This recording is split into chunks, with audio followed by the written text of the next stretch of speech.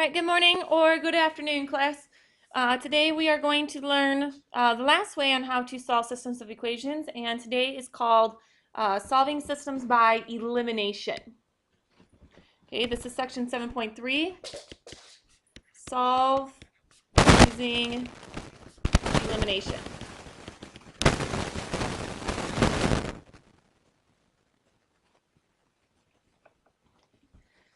Okay, there's a couple of key things that we need to make sure when using elimination, and the first is that all your variables are aligned.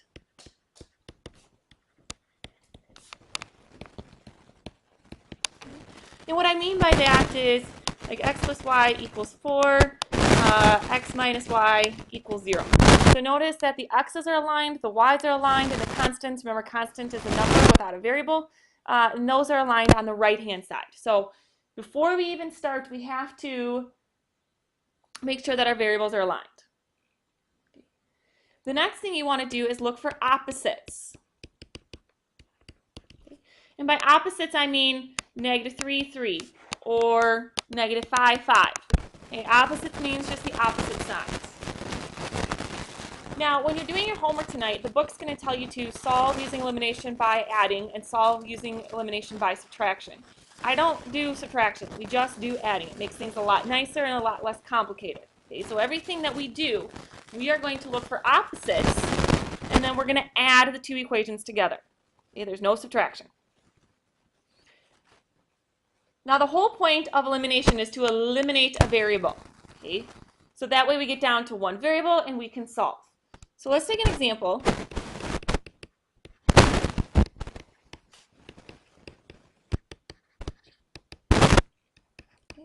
And the first thing I want you guys to do is make sure all your variables are aligned. Well, all the x and y's are on the same side, the constant's on the right-hand side, and the x's are aligned and the y's are aligned. Okay? Now, I want you to look for opposites. Do we have opposites anywhere?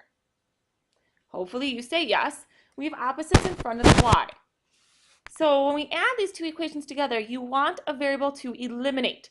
Okay? By having opposites, they eliminate because this is 0y. Okay?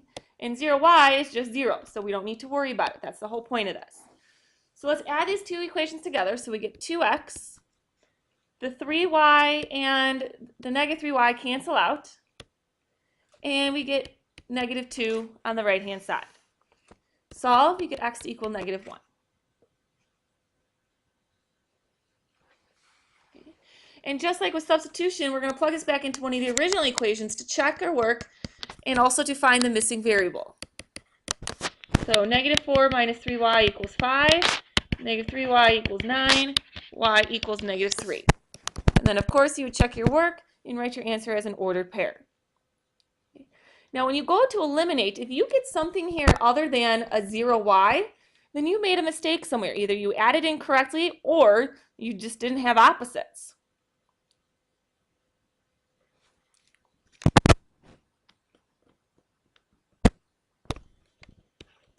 All right, let's take a look at another example.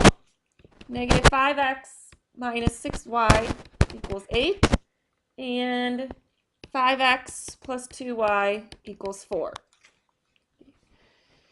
Remember that the first thing you want to do is make sure your variables are aligned. They are. All the x's and y's are on the same side, and the constants are on the right-hand side, so we're good to go on that. Then we're going to look for opposites. It doesn't matter which variable we have opposites for, we just need opposites. Well, if you look at the x's, we do. So I'm going to add these two together. These cancel out, and I get -4y to equal 12. Divide by -4, y equals -3. It's imperative that you guys pay attention to detail. Okay, little things like forgetting the negative or you writing -6 plus 2 is a +4 is going to change the entire problem. So you really need to make sure you pay attention to arithmetic in this. Okay, let's plug it back in. Doesn't matter which equation that we choose.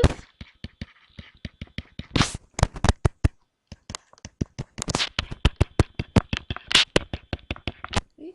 And you should get x to equal 2. Now, since we used the bottom equation to find the missing variable, then let's go ahead and use the top equation to check our work. So -5 times 2 minus 6 times -3 has to equal 8. Make sure that you guys actually do the arithmetic to make sure that it's true. Sometimes people will just go, oh, 8 equals 7, I'm done. No, that's not true. Okay, so make sure they're true. 8 equals 8. Okay. So we have to write our answer as an ordered pair, 2, 3. So remember, variables have to be aligned. You need to have opposites. You add the two equations together, you find one variable, then you plug it back in to find the missing variable, and then you write your answer as an ordered pair. All right, I'm going to give you a minute or two, and I want you to try this problem on your own, please.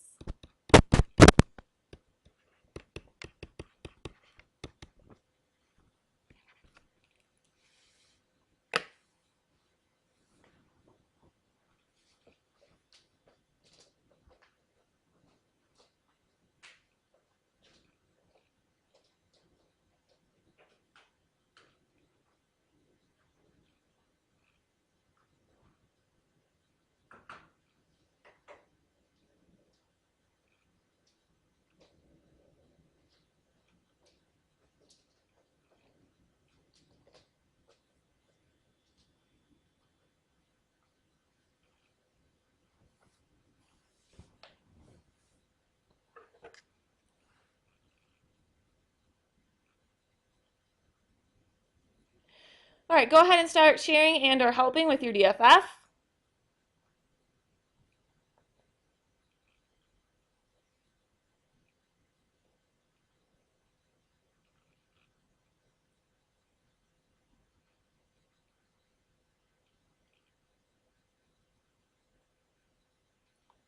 right, and let's go through it. So our variables are aligned, which we need. We do have opposites, so let's add the two equations together. Here's our opposites. So we have 3x to equal 15, so x equals 5. Okay. Now I'm going to ask you, what do you do next? Well, hopefully you know that after you find one variable, you plug it back into another equation to find the missing variable. So 6 times 5 minus 4y equals 14. 30 minus 4y equals 14. Negative 4y equals a negative 16, so y equals 4. Okay. Once again, make sure you pay attention to details. Be careful with arithmetic. So let's go ahead and check our work. Since we used the top equation to check our work, let's use the bottom one, or excuse me, since we used the top equation to find the missing variable, why don't we use the bottom one to check? So negative 3 times 5 plus 4 times 4 has to equal 1. Well, negative 15 plus 16 does equal 1. I did it correctly. Make sure that you write your answer as an ordered pair, and make sure you write it alphabetical order, so x, y.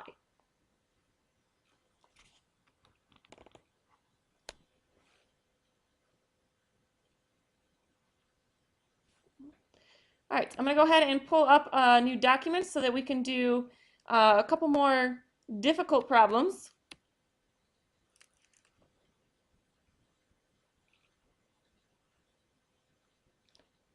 If I can figure out where to add a page. Ah, there we go. Okay. All right, so let's do another example.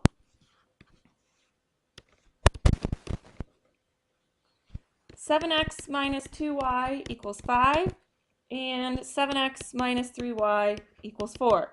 Okay, once again, your variables need to be aligned. We're good with that. Okay, but hopefully you notice that step number 2, we kind of run into a problem. We don't have opposites. Okay, if I were to add these two equations together, I would get 14x. Well, that's not what I want. I want one of the equations, or one of the variables, to cancel. So what we're going to do instead, and your book has you subtract, but when the problems get more complicated, subtracting is not the best choice. So we're going to multiply one of the equations by negative 1. It doesn't matter which one you choose, just make sure that you multiply that entire equation by negative 1. So the negative 1 has to go to the 7x, it has to go to the negative 2y, and it has to go to the 5. Now when we add these together, we have variables that cancel. We get negative y to equal negative 1. Am I done? No. Y is not isolated. Still need to divide by negative 1. So y equals 1.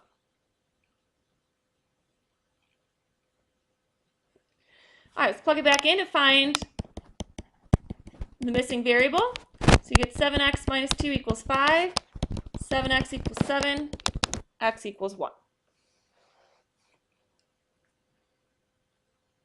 And then, of course, you would check your work.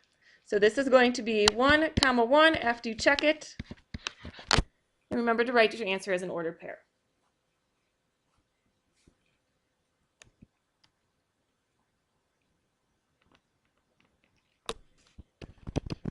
All right, let's take a look at another example. 3x plus 4y equals -6, and 2y equals 3x plus 6. Okay, now remember with substitution, you want a variable isolated, but with elimination, you want all the variables on one side and aligned. Okay, so hopefully you're noticing that we kind of run into a problem here due to the fact that not all the variables are on the same side. So we need to move this 3x over, okay, in opposite sides, opposite signs.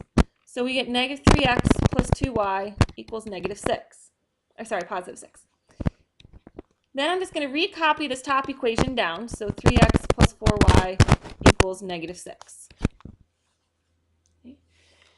Now we have opposites. Our variables are aligned. So let's go ahead and add the two equations together. We get 6y equals 0.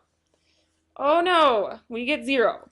Okay. Some of you guys will say this is no solution. So that's not true because there's still a variable with a number in front of it. Y just equals 0. Let's plug it back in to find the missing variable, and we get x to equal -2. And then, of course, you're going to want to check your work. So if we check, we do 2 times 0 equals 3 times -2 plus 6. 0 equals -6 plus 6. 0 does indeed equal 0. So I did it correctly. Please remember that 0 is a possibility. Okay? We're going to be getting into more difficult problems where we have special types where you do get no solutions and infinitely many solutions. But for right now, 0 is an answer. It's on the number line. It exists.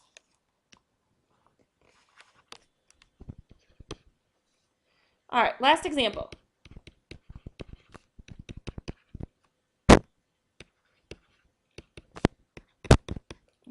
This throws in everything that we've done with elimination. So I'm going to go ahead and give you guys a minute or two to work on this problem. Ask your DFF if you have any questions.